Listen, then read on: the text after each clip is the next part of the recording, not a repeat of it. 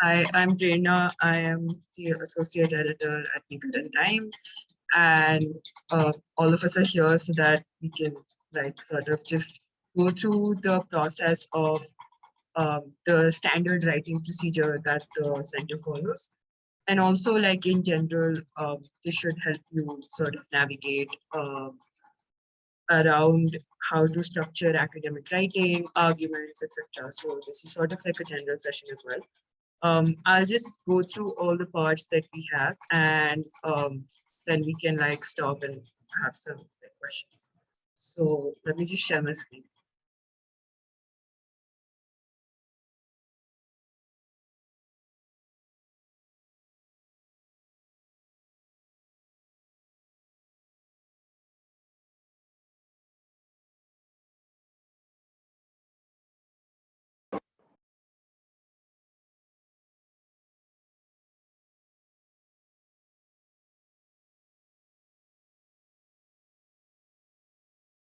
You guys see the screen? Yes, visible. Yes.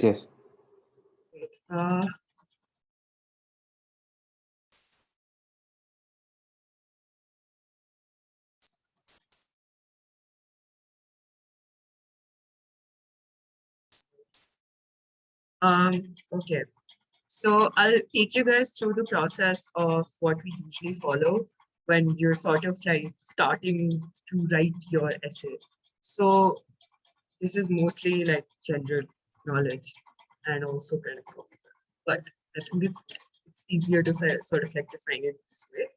So you start off with sort of narrowing down on a larger research topic and sort of pick an area that you want to write on. So for example, if I want to write on the Delhi riots and I want to pick on at the 2020 Delhi pogrom that happened, so then that would be my larger research area. Then you would start narrowing it down. So in this case, you would go about asking questions that you want to ask of that research area. So for example, in this case, if we have to go with the idea of writing on the Delhi pogrom, then maybe some narrow down questions would be the role of rhetoric in inciting violence, the role of police forces in how they navigated the violence, the role of anti-CA protests in propelling the violence in the first place. So that sort of a research area would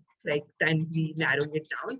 Then you sort of structure it into themes and thematic focuses within those questions, and you write, you edit, and you revise. So all of this is a process that you should be categorically following if you have to come up with papers that are well structured and also easier for us to read and edit in the first place.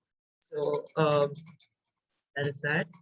I'll take you through the process of narrowing the research area in the first place down. So I think narrowing is an important part of how you're going to structure the paper in the first place. So usually I would suggest not writing papers on rather general topics. Say, for example, if you really want to write a paper on violence in India, communal violence in India, then you would not be picking on just this larger umbrella topic of what is communal violence, right? You would be picking on specific interests within that broader area topic. So, for example, if you want to work on communal relationships with communal violence, you want to work on colonial relationships with communal violence, then you would perhaps start looking at archival history, how archival history relates back to communal relationships, or maybe even look at some specific examples of riots or violence that has been happening in the past, and then sort of pick up from that. So that would come under the aspect part of it. What aspect of communal violence would you want to work on then? The second is to work on with the place and the relationship of that place with this topic. So not only should your sort of argument be structured in a more narrow manner in the place where it's set, but also the relationship that you're trying to define. So stay away from making rather general arguments of relationships. Say, for example, in this case, if you're making a general argument about colonial relationships and communalism being related to each other, then that relationship has to further be defined into more detail, right? Because then that would make your paper and not this larger focus interest. Because I mean, the obvious answer is that you're working on a certain assumption that there is already a relationship that exists, and now you're going to work on nuancing that relationship. So how would you do that? And that is how you will work on like narrowing your paper topic down. Time, type, and combination is sort of like you can also sort of draw parallels, comparisons, related to other disciplines as well, and that would fall under this. This is of course like if you want to do that, but mostly you should be focusing on narrowing it down in places of like aspect, place, and relationship, which is I think one of the most important parts of how academic writing then should be structured in the first place. So the next part of this is to structure the argument within your academic writing.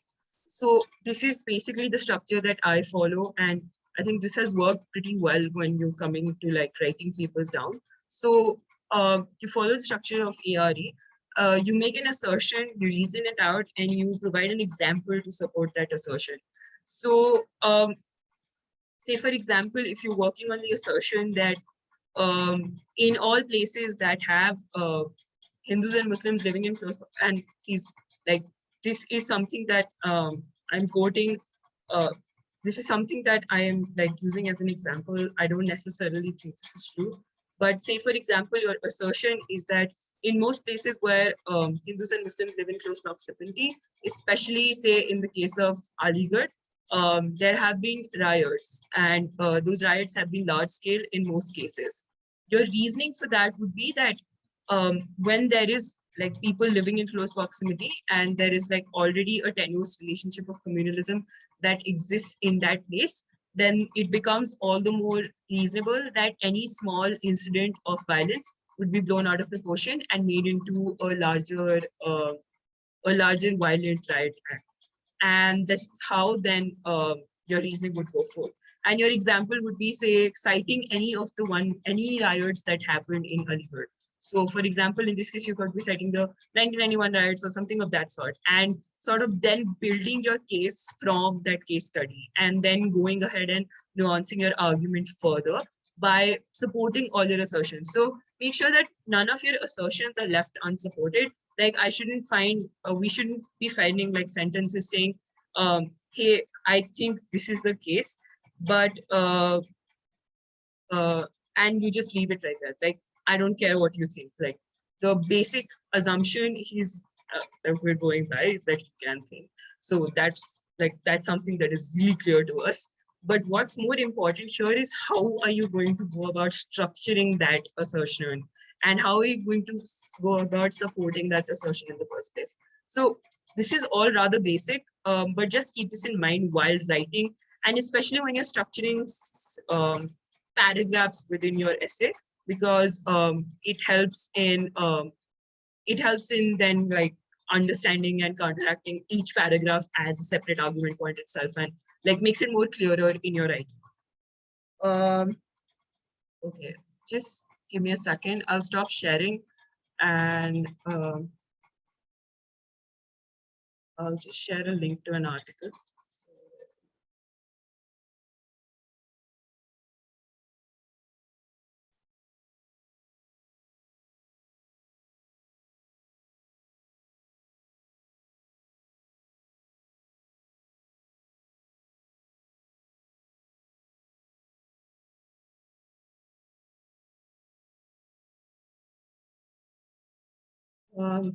Okay, so I've linked an article in the chat box.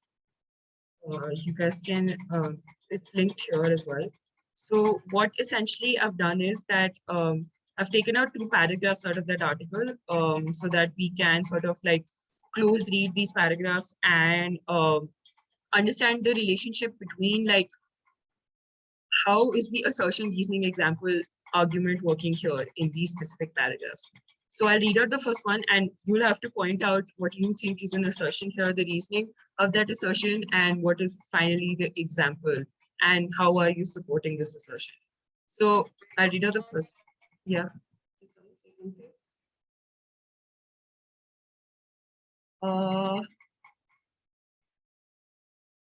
Let me do this. The obvious opposition to ethical consumption in censorship is that how can you stop people from consuming a certain strand of art just because it is coming from a source that they may potentially be harmful? Censorship has always been held as something which stops art from realizing its maximum potential. In fact, in the many debates surrounding J.K. Rowling, the most pressing was the Harper's Bazaar letter. A group of acclaimed intellectuals of the world, including Noam Chomsky, wrote on the hazards of boycotting writers and intellectuals and how censorship in academia is rampant and prevents people from getting the chance to grow and learn. In that, I agree with them. Censorship is rampant. It is rampant in the custodial violence that several poets and authors have had to face because of the brutal anti-terror laws in India. Parimal Murugan being forced to write apology letters for his novel One Part Woman was censorship. Salman Rushdie facing dangerous backlash for satanic verses was censorship. Taslima Nasreen being banned from Lajja was censorship. Then the issue is not censorship because clearly the authority here is somewhere else, right? The reader is not actively deciding or even choosing to read. But if they do, they will make the conscious decision of consuming something coming from a particular source. I do not think the author can die, perhaps not in an age where the author has become a celebrity. Now comes with its own connotations of who is writing the story and why it may as well have serious implications on what we are reading as a consequence. I also do not think that stopping consumption of literature that is coming from elite positions or dangerous position is the answer either. And I say that as someone who's writing from an elite position. A little accountability never hurt anyone, but this is definitely not censorship. So anyone who would like to take a shot, and you might have to unmute and talk because okay, you can drop like exclamation marks on the chat box.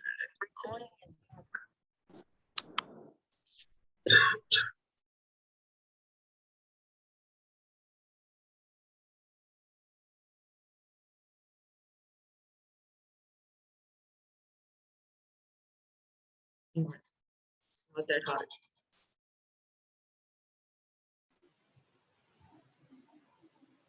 Okay, am I not clear?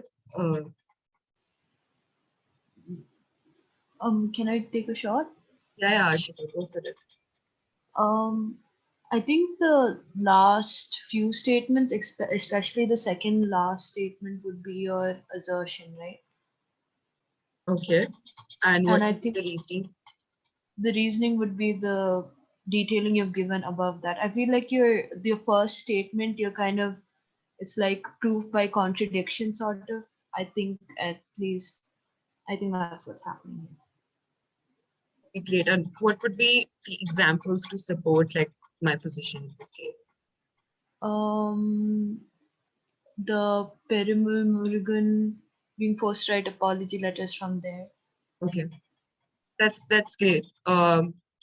That's how like I structured it. I'll read the second paragraph out as well, and someone else will have to take a shot. Okay, am I? Yeah. It's just your earphones that your voice is echoing. Do you want to try maybe unplugging and seeing if that works better? Yeah, give me a second.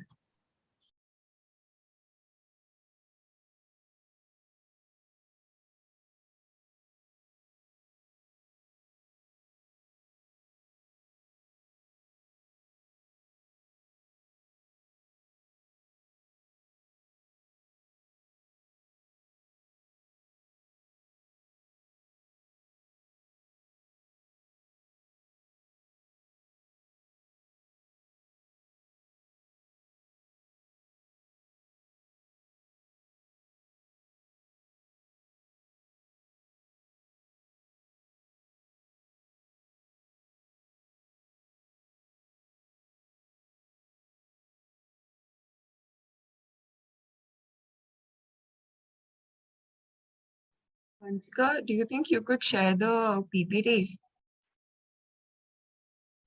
Okay, I'll just do that.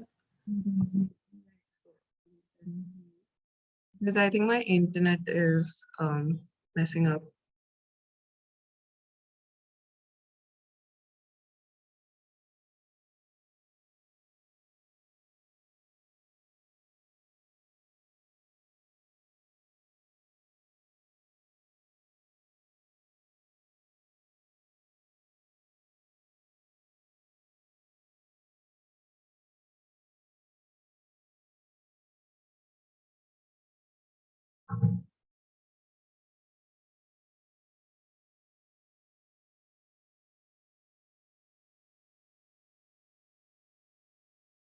Is my screen visible to everybody?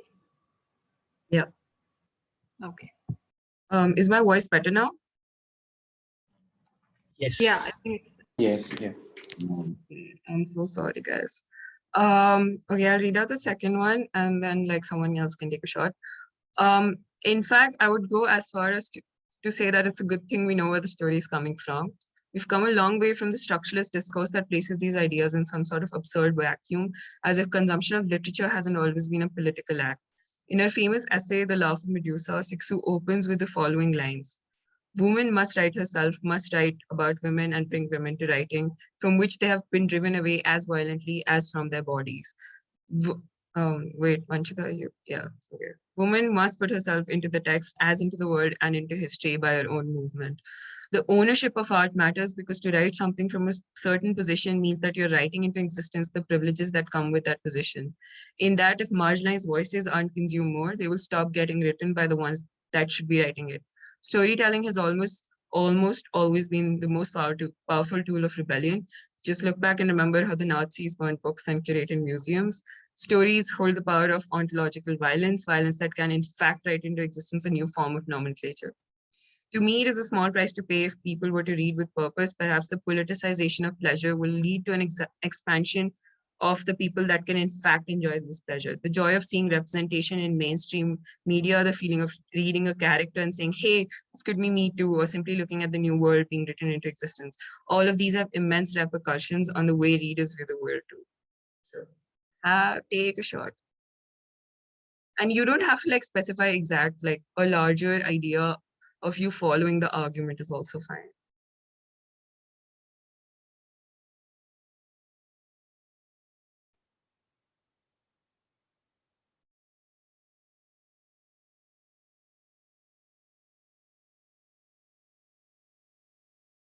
Anyone? guys, it's okay if you just want to try.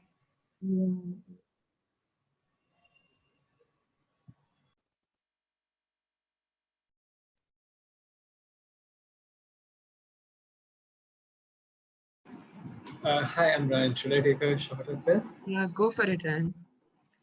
Yeah, so I think the assertion that you're making here is that women must write about themselves, and the reasoning is that um, if marginalized people don't write about themselves and bring their identities to the mainstream media, it will never come. And story writing and stories are a great way to bring a change into the society. And an example for that would be that Nazis had burnt books and museums just to um, stop certain ideas from coming into the society. Okay, that's great. That's actually quite close to. Does anyone else want to take a shot? Anyone? Can I take a shot? Go for it. Yeah, I think you're basically saying that the authorship or the ownership of the text you're reading is also important. It's not as if the phrase that author is dead after they've written the story is not really accurate, because the stories carry the experiences or privileges of the authors themselves. And that shows up in like the stories they tell. For example, representation, like if a marginalized person is writing a story, that will show up in form of representation in the story, and that will affect how the readers or the viewers see the story and therefore interact with the world. That's great. Both Ryan and Yosha are right, and that's exactly how this argument is structured. And I think like a lot of the ways in which like you could structure this argument, like there are several different ways. You'd also like stray away from using that much rhetoric or using that many rhetorical sentences to sort of explain verbosely what like it means to have ownership over a certain sense of like art or art consumption. And so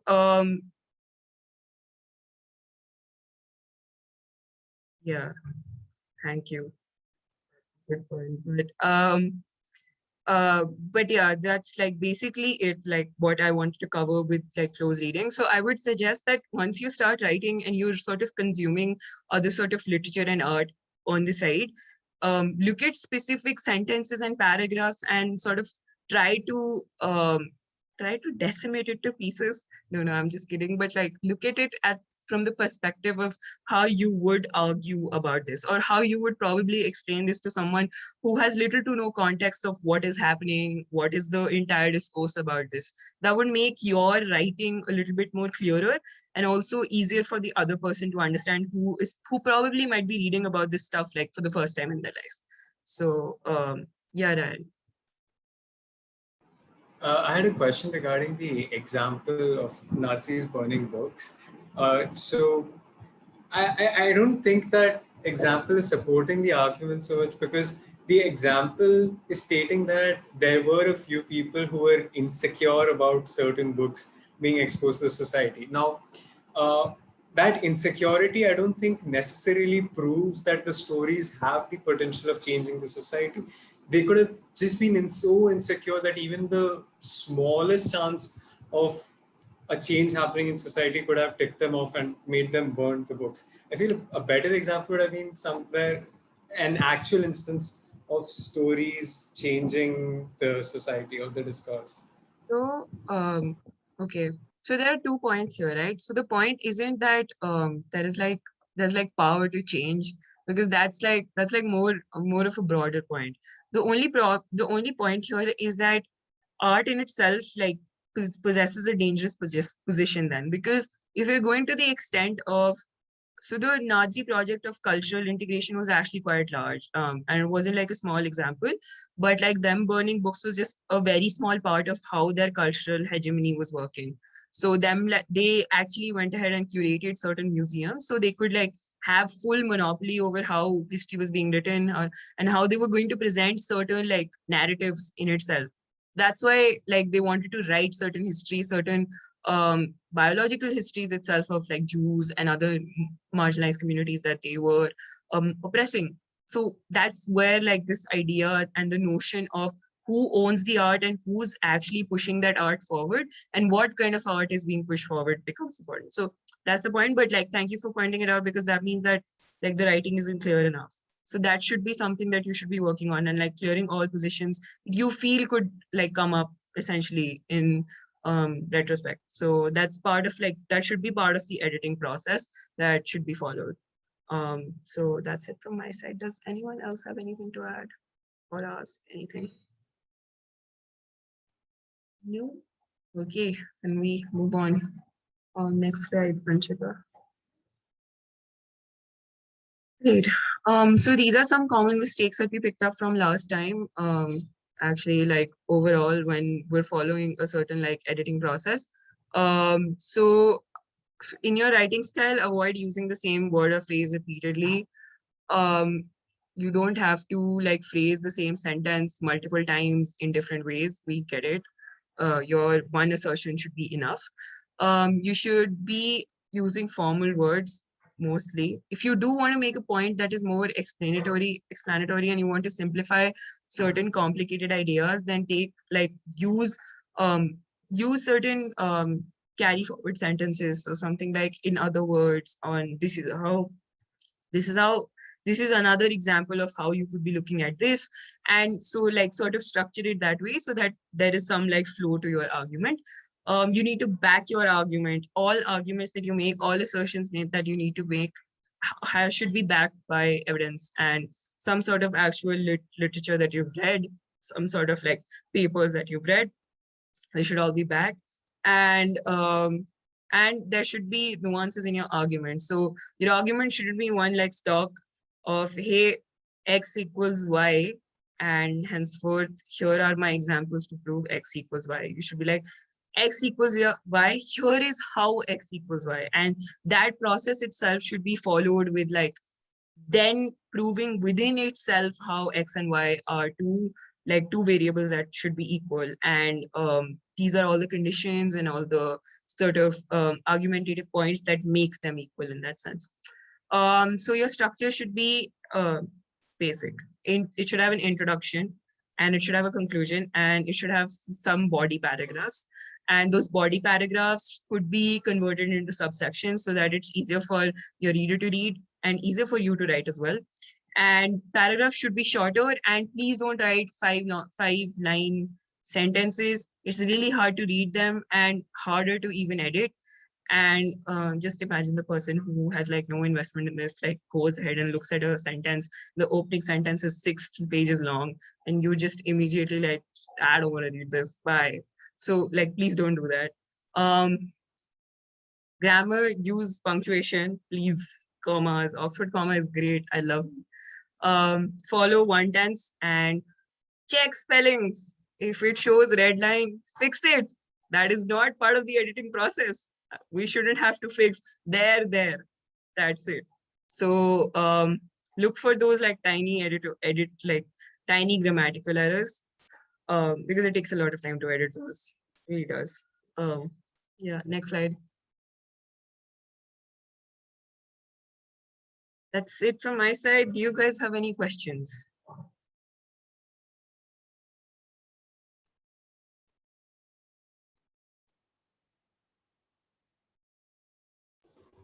Hey, this is Arjun. So regarding the citation format, so what do we follow a particular citation format, because, or can we go ahead with any, one that we are comfortable with?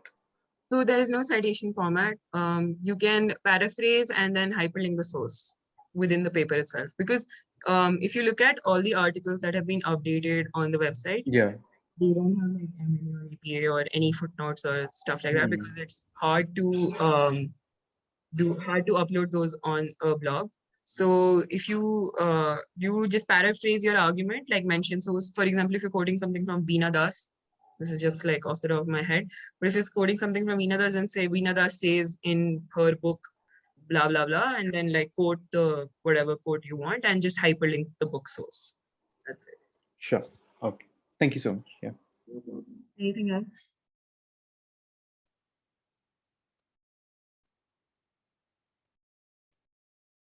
Does anyone have any other questions?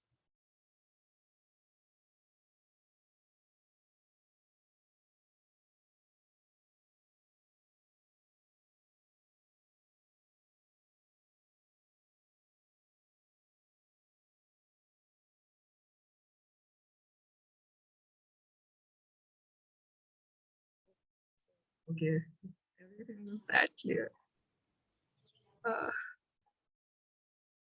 Yes, Luvanshi. Yeah, hi. Am I audible? Yeah. All right. So, I mean, could you shed some light on like narrowing the topic? Because the point where I face most difficulty is narrowing, because it has happened with me that I have a lot of research material, and once I get to narrow it down, I narrow it down to extent that I think I don't have enough research material. So I don't know if this happens with me, or is there any way to go about it? Yeah, so the way that I structure it, at least for myself, is I ask like 3 questions like what, why, how, and those questions, and then sort of like go about answering those questions. So if you have like a point by point way in which you want to argue your paper, then you write that argument down, put like your sources that like would support those specific assertions and arguments, and then you start writing. And like, of course, you can go and talk to your cluster head as well, and they will of course like help you out with narrowing to an extent where you have feasible research material as well, and it's not that broad also. So that's always an option, but you could also start by asking like certain questions and answering those questions in your head, and then the answers to those questions become like your larger argumentative body paragraphs, and that's your paper. So, anyone else? Do you have another question, Luvanshi? Did that answer? Yeah, no, it's clear. Thank you. Anyone else have any other questions?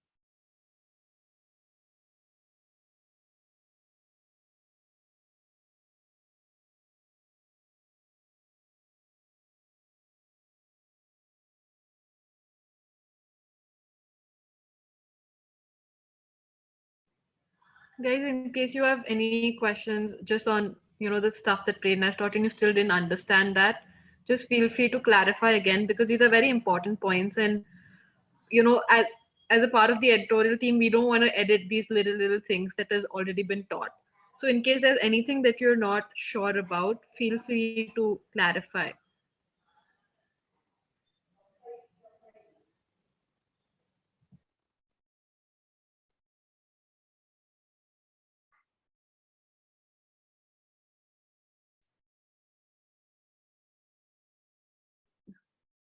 I don't think there are more questions, so I'll stop recording.